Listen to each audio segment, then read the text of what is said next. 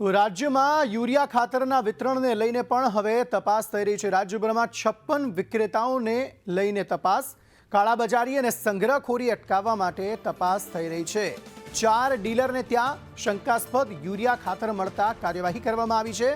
તપાસમાં વિસંગતતાઓ સામે આવતા નોટિસ પણ ફટકારવામાં આવી છે।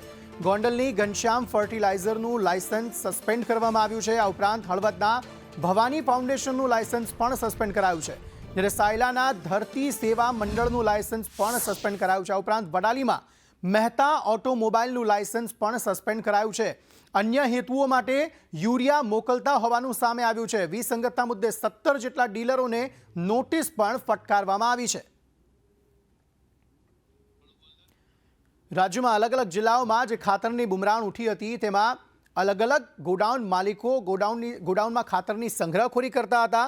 તેને પગલે હવે કાર્યવાહી કરતા 56 જેટલા એવા વિક્રેતાઓ કે જેમના ખાતર વિતરણમાં વિસંગતતાઓ સામે આવી છે અને તેમના ત્યાં તપાસ કરવામાં આવી છે, અને 4 જેટલી એજન્સીઓ કે જેમના લાયસન્સ જે છે તે સસ્પેન્ડ કરવામાં આવ્યા છે। કાળાબજારી અને સંગ્રહખોરી અટકાવવા માટેના પ્રયત્નો સરકાર દ્વારા હાલના સમયે કરવામાં આવી રહ્યા છે।